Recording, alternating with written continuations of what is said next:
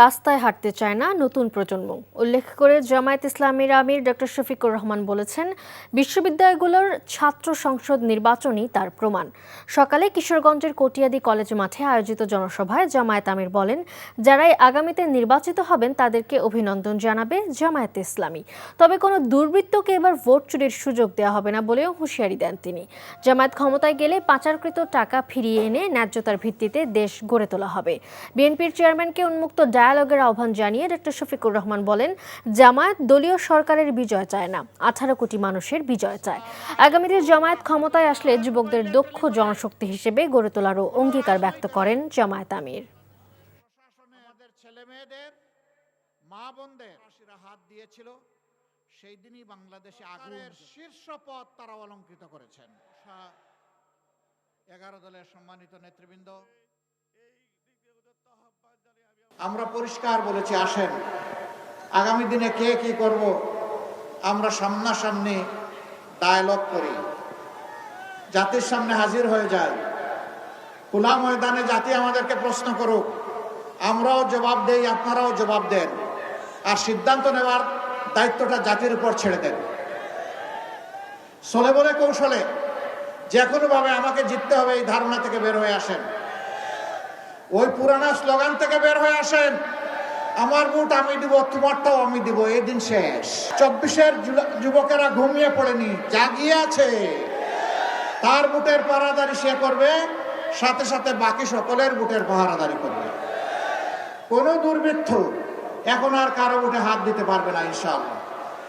আমরা প্রশাসনকে বলবো, আপনারা দক্ষতা এবং নিরপেক্ষতার সাথে, সততা এবং সাহসিকতার সাথে আপনারা দায়িত্ব পালন করবেন নির্বাচনকে সামনে রেখে।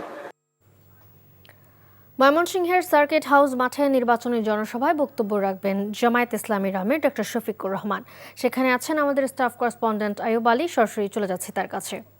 আইয়ুব, জামায়াতের আমির ঠিক কখন আসবেন আর জনসভা স্থলের এই মুহূর্তে কি দেখতে পাচ্ছেন পরিস্থিতি জানাবেন।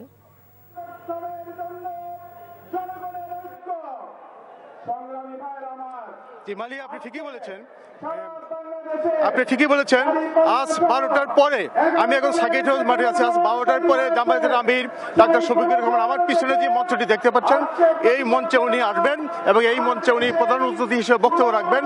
তো নেতৃবৃন্দ আমাকে যেটা বলেছেন যে তাদের আজকের এই জনসমাবেশের মাধ্যমে তারা ময়মনসিংহে তাদের 11টি আসনের মধ্যে 5টি আসন জামাত ইসলাম নিজেরা রেখে 6টি আসন অন্যদের জন্য জোটের জন্য ছেড়ে দিয়েছে।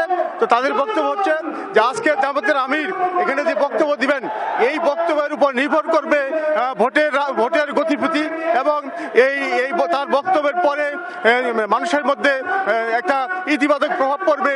আমাদের এই মাঠে কিন্তু বিপুল সংখ্যক নারী কর্মী, তাদের নারী কর্মীর উপস্থিতি আমরা দেখতে পেয়েছি এবং তারা মিছিল করে এখানে এই খরতাপ রোদ্দুর উপেক্ষা করে তারা জনসমাবেশে বসে তারা তাদের নেতার বক্তব্য শোনার জন্য উন্মুখে আছেন।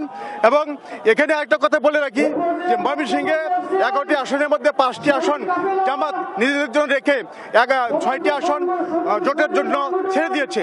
তো তাদের জামাতের আশা, দলটির আশা যে এই জোটের নিজস্ব 5টি আসন ছাড়াও জোটের যে আরো 6টি আসন আছে, এই 6টি আসনে তারা হয়তো বিপুল ভোটে তারা তাদের প্রার্থীকে বিজয়ী করে আনতে পারবেন, এরকম তারা বলেছেন। তারা এখানে নেতৃবৃন্দ বলেছেন যে আজকের এই মাঠে গতানুগতিক কোনো রাজনৈতিক বক্তব্য জামায়াতের আমির দিবেন না। উনি এমন একটা বার্তা দিবেন মানুষের মাঝে যাতে করে মানুষ ভোটের দিন সকাল থেকে উৎসবমুখর পরিবেশে ভোট কেন্দ্রে গিয়ে ভোট দিতে উদ্বুদ্ধ হন। মালিহা, জানছিলাম জামায়াতের আমিরের জনসভার খবর।